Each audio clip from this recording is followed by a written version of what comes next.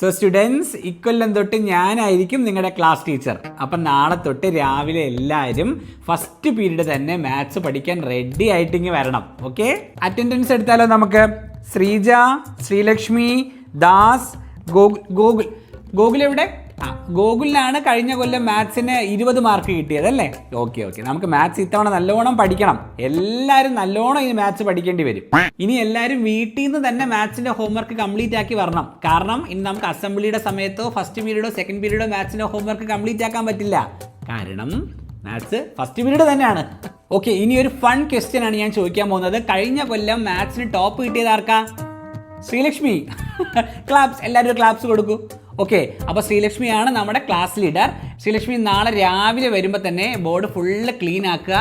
അപ്പുറത്ത് ഡേറ്റ്, ഇപ്പുറത്ത് absent, present and നടുക്ക് വെണ്ടയ്ക്ക അക്ഷരത്തിൽ മാത്തമെറ്റിക്സ് എന്ന് എഴുതണം. മാത്സ് എന്ന് എഴുതാൻ പാടില്ല, മാത്തമെറ്റിക്സ്. ഫ്രീ പീരീഡ് ഉള്ളപ്പോൾ എല്ലാവരും എന്താ ചെയ്യുന്നത്? അപ്പോൾ തന്നെ നമ്മളെ ക്ലാസ് ടീച്ചറിനെ അല്ലേ വിളിക്കാറ്?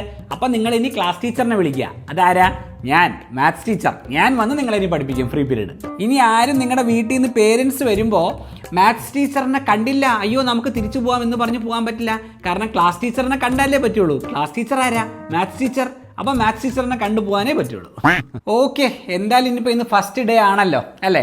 അപ്പം നമുക്കെന്നാൽ വേഗം പഠിച്ചു തുടങ്ങാം. അതാവുമ്പോൾ വേഗം പഠിച്ച് തീർത്ത് നമുക്ക് പോർഷൻസ് വേഗം തീർത്ത് കഴിഞ്ഞാൽ നമുക്ക് വേഗം തന്നെ ടെസ്റ്റ് ഒക്കെ ഇട്ട് തുടങ്ങാമല്ലോ. മാത്സിൽ ടെസ്റ്റാണ് ഏറ്റവും കൂടുതൽ ഇമ്പോർട്ടൻറ്റ്.